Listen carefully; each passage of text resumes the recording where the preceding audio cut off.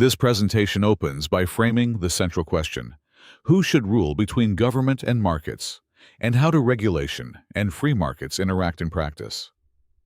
We introduce the trade-offs across economic impact, policy frameworks, and strategic implications, setting up a balanced conversation about when intervention helps and when it might hinder market dynamics. Here we define a free market as decentralized, voluntary exchange driven by supply, demand, and profit motive. But note that it rests on a rule of law baseline: secure property rights, reliable contract enforcement, and fraud prevention, with minimal state intrusion only to sustain these basic institutions before considering heavier intervention. This slide lays out the classic economic case for intervention by highlighting market power, externalities, public goods, and asymmetric information.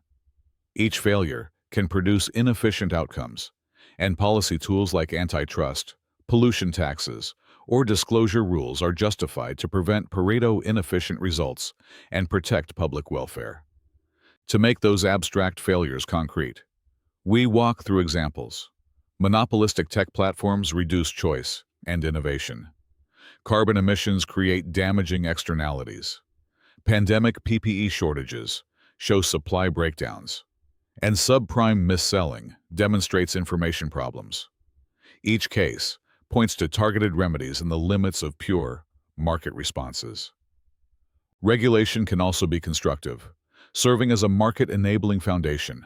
Corporate law, disclosure, competition policy, and intellectual property regimes lower transaction costs, build trust, and enable complex contracts, ultimately supporting robust, efficient, and innovative markets, rather than opposing them. The pandemic case study shows market limitations in crises. Private logistics and pricing can fail to allocate scarce ventilators or vaccines quickly, whereas federal procurement, centralized deployment, liability shields, and R&D subsidies enable rapid mobilization and recovery, underlining the indispensable contingency role of the state during emergencies. Intervention carries hidden costs we must weigh carefully. Compliance burdens and political incentives drain resources. Incumbents can become entrenched, and barriers can rise for startups, producing distorted competition and unintended efficiency losses. So policymakers should balance benefits against these potential distortions. Unintended consequences include moral hazard from generous bailouts that dull risk discipline and encourage excessive leverage, and innovation freeze from heavy prescriptive rules that lock in technologies.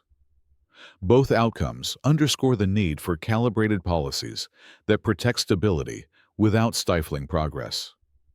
Adaptive governance offers principles for modern regulation by moving from static, prescriptive rules to outcome-focused, performance-based approaches, and by running a cycle of identify and analyze, design rules, implement and monitor, review and evaluate, then evolve or sunset regulations as evidence and needs change.